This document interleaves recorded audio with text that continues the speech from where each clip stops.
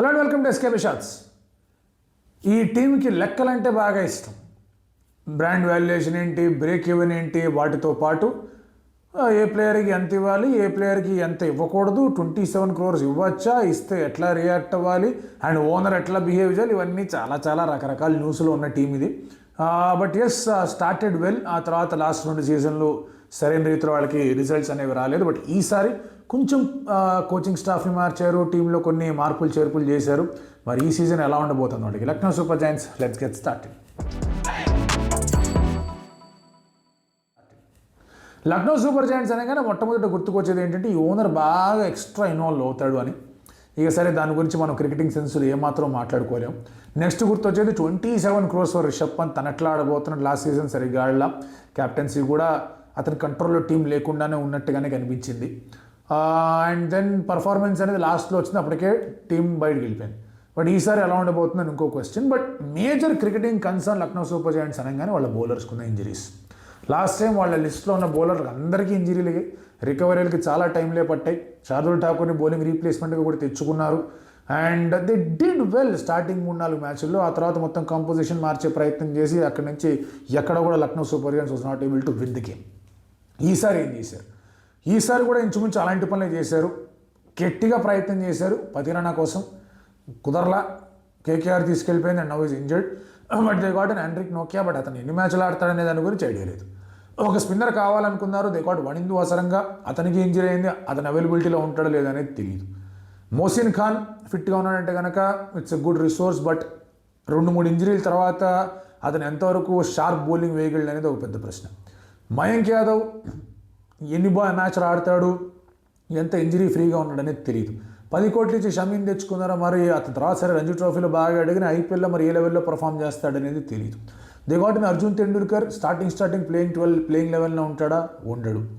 ఆవేష్ ఖాన్ ఉన్నాడు, అతను ఇంజరీ ఫ్రీగా ఉన్నాడంటే హీ విల్ స్టార్ట్.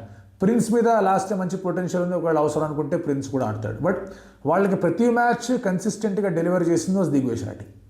కానీ దిగ్వేష్ రాటి ఏంటంటే అతను డెలివర్ చేయడంతో పాటు ఫైనల్ కూడా అతని మీద డెలివర్ అవుతూ వచ్చాయి. సో ఈసారి అటువంటి పనులు ఏమీ చేయకుండా సరిగ్గా బౌలింగ్ వేయాలి. And at the same time teams కూడా చూసేసి ఉంటారు, ఏంటి దిగ్వేష్ రాటి ఏం చేస్తున్నాడు ఏంటి కదా. So there is a reputation there.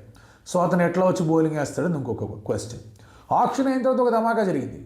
ఆ ధమాకా ఏంటి? జాష్ ఇంగ్లీష్ పంజాబ్కి ఎక్కువ మ్యాచ్లు ఉండను, నాకు బిల్డ్ అవుతుంది, నేను ఉండనని చెప్తే పంజాబ్ రిలీజ్ చేశారు. కానీ వీళ్ళు 8 కోట్లు పెట్టి కొనుక్కున్న తర్వాత I'm available for the full season అని చెప్పాడు. సో నిజంగానే అవైలబిలిటీలో ఉంటాడా ఉండడా అనేది చూసుకోవాలి. ఉంటే కనుక వీళ్ళు definitely straight away walk it 11. దాంతోపాటు ఆప్షన్స్ మనం మాట్లాడుకుంటే కనుక దే హవ్ గాటన్ మాథ్యూ బ్రిడ్స్గా, సరే ఎలాగో పూరను మార్షు, తర్వాత మార్క్రమ్ ఎలాగో ఉన్నారు, హర్షిన్ కుల్కర్ని లాంటి వాళ్ళు ఉన్నారు, తర్వాత హిమ్మత్ సింగ్ లాంటి వాళ్ళు ఉన్నారు వాళ్ళకి హెల్ప్ చేయడానికి, మణిమారన్ సిద్ధార్థ్ లాంటి వాళ్ళు ఉన్నారు వాళ్ళకి. సరే ఎలాగో మీకు అబ్దుల్ సమద్ ఉన్నాడు, అబ్దుల్ సమద్ తర్వాత షాబాజ్ అహ్మద్ కూడా ఉన్నాడు, వాళ్ళు కూడా ఉన్నారు ఇక్కడ కొంచెం బ్యాలెన్స్ ప్రొవైడ్ చేయడానికి. But do they really have that balance is a big question. ఎందుకంటే బ్యాలెన్స్ ప్రొవైడ్ చేసేది ఎవరు? ఆల్రౌండర్స్. వాళ్ళ ఆల్రౌండర్స్ లిస్ట్ ఒకసారి చూద్దాం. వనిందు అవసరంగా ఉంటాడో ఉండో తెలియదు. మిచెల్ మార్ష్ బౌలింగ్ వేస్తాడో లేదో తెలియదు. ఆయుష్ బోధోని ఐపీఎల్లో ఆఫ్ స్పిన్ వేస్తాడా, పెద్ద డౌటే. ఆ తర్వాత మీకు ఉన్నది ఇంకెన్ని ఆప్షన్స్ ఇస్తారు? షాబాజ్ అహ్మద్, సరే కొంతవరకు అతను బౌలింగ్ వేస్తాడో అతను నమ్మచ్చు. అబ్దుల్ సమద్ అతను ఏమైనా బౌలింగ్ వేస్తాడో డౌటే. హర్షిన్ కుల్కర్ని అతని టీంలో ఉంటాడా డౌటే.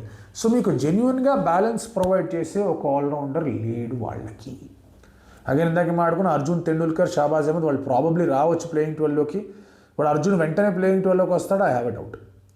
జస్టిన్ లాంగర్, భరత్ అరుణ్ కూడా జాయిన్ అయ్యారు. Zak was there last year, Zaheer Khan వద్దనుకున్నారు. సో ఇప్పుడు భరత్ అరుణ్ నేతృత్వంలో లేదా బౌలింగ్ కోచ్ ఇదిగా ఉన్నప్పుడు ఈ బౌలర్స్ అందరూ డెవలప్ అవుతే బాగుంటుంది, especially the Indian bowlers, fast bowlers.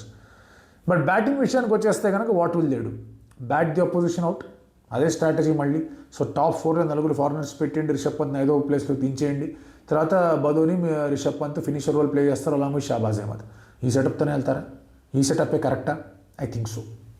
ఇదే సెటప్తో వెళ్తారని అనిపిస్తోంది. దానివల్ల 2 డిసడ్వాంటేజెస్ ఉన్నాయి. ఒకటి, ఈ రిషబ్ పంత్ పొజిషన్ అనేది చాలా కిందకి వెళ్ళిపోతుంది, which is not the right thing. అతను మరీ పైకి వచ్చే అవకాశం కూడా లేదు పాపం. అలాగని మరీ కిందకి వెళ్ళిపోతే మరి ఎంతవరకు ఆడతాడు అనేది తెలియదు. అతని ఫామ్ మీద కాస్త ఎఫెక్ట్ పడవచ్చు. అండ్ అతని ఫామ్ మీదే కాదు, అతని వైట్ బాల్ కెరియర్ కూడా ఈ ఐపీఎల్ మీద ఆధారపడుతుంది. ఈ ఐపీఎల్ కనుక రిషబ్ పంత్కి సరిగ్గా వెళ్ళలేదు అంటే నెక్స్ట్ 1.5-2 ఇయర్స్కి వైట్ బాల్ మర్చిపోవడం. Rishabh Pant only test match ఆడుకుంటూ కూర్చోవాలి ఇంటర్నేషనల్ క్రికెట్లో. So he'll have to do well, he is due, probably will do well, చేస్తాడని అనుకుంటున్న డీసెంట్ సీజనే జరుగుతుంది. బట్ అదొక ప్రాబ్లం ఉంది. రెండవ డిసడ్వాంటేజ్ ఏంటి అంటే you look at that. Marsh bowling వేస్తే బాగానే ఉంటుంది, మార్కరం అడపాదడప బౌలింగ్ వేస్తారు ప్రతిసారి 7, Pooran and Josh English bowling వేయరు. సో మీకు టాప్ 5లో ఎవ్వరు కూడా బౌలింగ్ వేయరు, అదొక పెద్ద సమస్య. సో ఈ 2 డిసడ్వాంటేజ్లు డెఫినెట్లీ ఉన్నాయి. బట్ దీని అడ్వాంటేజ్ ఏంటి అంటే కనుక you have got all gun batters at top 4. వాళ్ళలో ఇద్దరు క్లిక్ అయినా కూడా భారీ స్కోర్ రాబోతుంది. అండ్ ఆ బౌలర్స్కి ఎక్స్ట్రా క్వశ్చన్ ఇచ్చే అవకాశం అనేది దొరుకుతుంది. So who are your top 5 bowlers? Shami, Avesh, Digvesh Rathi పక్కా స్టార్ట్ చేస్తారు అనుకుంటున్నా. ఎందుకంటే షమి దగ్గర ఎక్స్పీరియన్స్ ఉంది, ఎంత ఇంజరీ ఉన్నా కూడా భరత్ అరుణ్ లైక్ షమి. ఒకవేళ షమి బాగానే రెడీ అయి ఉన్నాడు, బాగా పర్ఫామ్ చేస్తున్నాడు, తనకి పాయింట్ ప్రూవ్ ఉంది. అరే రంజీ ట్రోఫీ కాదు, నేను కొంచెం బెటర్ స్టాండర్డ్ క్రికెట్ కూడా ఆడగలను, నేను ఆడతాను నేను చూడండి అని చెప్పేసి ఇక్కడ ఐపీఎల్లో హైలీ కంపిటేటివ్ T20 లీగ్లో అతను సరిగా పర్ఫామ్ చేశాడంటే కనుక ఇంకొక స్టేట్మెంట్ షమి ఇస్తున్నట్టు అవుతుంది. కాబట్టి Shami might just start. Avesh రెడీగా ఉన్నాయంటే Avesh will start. Digvesh definitely will start. Shahbaz అలాగో ఉన్నాయి, 4 బౌలింగ్ ఆప్షన్స్ ఉన్నాయి వాళ్ళ దగ్గర. ఇంకో 2 బౌలింగ్ ఆప్షన్స్ ఎత్తుక్కోవాలి. ఆ 2 బౌలింగ్ ఆప్షన్స్ ఏంటి? Will they go with Mohsin and అలాగే మయాంక్ ఇద్దరితో వెళ్తారా? లేదంటే కనుక విల్ దే గెటింగ్ మన అబ్దుల్ సమద్ తీసుకొచ్చి ఓన్లీ 5 బౌలర్స్తో వెళ్తారా, thinking that Markram will be the 6th bowler? ఒకవేళ ఓన్లీ 5 బౌలర్స్తో వెళ్ళే ఆప్షన్ ఉందంటే షాబాజ్ ఒక బౌలర్ అవుతాడు. అండ్ షాబాజ్ కూడా పూర్తి స్థాయి 4 ఓవర్లు ఇచ్చే బౌలర్ అంటే పెద్ద డౌట్ అది. ఓకే, షాబాజ్ని బౌలింగ్ లిస్ట్లో వేసుకుందాం. షమి, ఆవేష్, దిగ్వేష్, మోసిన్లో, మయాంక్లో, ప్రిన్స్లో ఎవరో ఒకళ్ళు ఆడతారు. మయాంక్ ఫిట్గా ఉన్నాడంటే కనుక Mayank will come in to that place. నాకు తెలిసినంత వరకు if they trust Avesh Khan, okay కొంచెం స్లాగులు గీగులు కొడతాడు, బ్యాటింగ్ చేస్తే బాగానే ఉంటుందనే నమ్మకం ఉంది వాళ్ళ దగ్గర అంటే కనుక Avesh can bat it 8, Shami can bat it 9. But ఆ బ్యాటింగ్ అనేది మన నంబర్ 8లో కూడా కాస్త బ్యాటింగ్ హోనా అనుకుంటే కనుక 5 బౌలర్లు వెళ్తారు. Markram will also have to bowl. So ఆ లిస్ట్లో 3 ఫాస్ట్ బౌలర్లు అవుతారు. 3 ఫాస్ట్ బౌలర్లో మయాంక్ యాదవ్ 4 ఓవర్లు ఇవ్వగలడా అనేది ఒక పెద్ద ప్రశ్న. షాబాజ్ అహ్మద్ కనుక ఎంత రెగ్యులర్ బేసిస్ 4 ఓవర్లు ఇస్తారంటే అది చాలా పెద్ద బోనస్ అవుతుంది లక్నో సూపర్ జైంట్స్కి.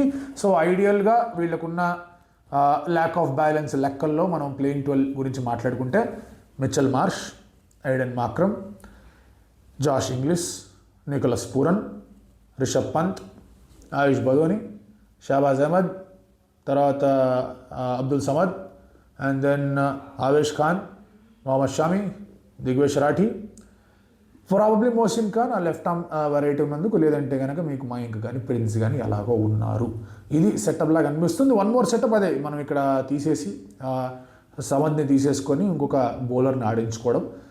వెల్ హసరంగా నిజంగానే ఆడుతుందంటే ఏమైనా చేంజెస్ జరుగుతాయా అని ఒక క్వశ్చన్ రావచ్చు. బట్ హసరంగా కన్నా ఇఫ్ నోకియా ఇస్ బెటర్గా ఆడుతున్నాడంటే కనుక, నోకియా వచ్చాడు అంటే కనుక probably Josh Inglis will have to SIT out. ఒకవేళ నిజంగా అన్ని మ్యాచ్లు జాష్ ఇంగ్లీష్ ఆడట్లేదు అంటే Nokia can come in and పైన హర్షిన్ కుల్కర్నియో లేకపోతే హిమ్మత్ సింగో ఇలాంటి వాళ్ళు ఆడే ప్రయత్నం చేస్తారు. ఆ మిడిల్ ఆర్డర్లో కొంచెం సపోర్ట్ ఇవ్వడానికి. అండ్ పూరన్ 3కి వెళ్తాడు, రిషబ్ పంత్ 4కి వెళ్తాడు, బదోని 5కి వెళ్తాడు, అలా ఆఫ్ సెట్ అవుతుంది. కష్టం బస్ ఈ టీంకి. బ్యాలెన్స్ ఇష్యూస్ అనేవి డెఫినెట్లీ ఉన్నాయి. అండ్ ఇంజరీ ప్రోన్ బౌలర్స్ కూడా ఉన్నారు. Unless there is some brilliant ధమాకేదార్ పర్ఫార్మెన్స్ లక్నో సూపర్ జైంట్స్కి, వాళ్ళు టాప్ 4లో కనిపించడం కొంచెం కష్టంగా అనిపిస్తోంది. But let us see, IPL always throws up some surprises. So let's see, మీరేమనుకుంటున్నారు టాప్ 4కి వెళ్తుందా లేదా అనే దాని గురించి మాట్లాడుకుందాం.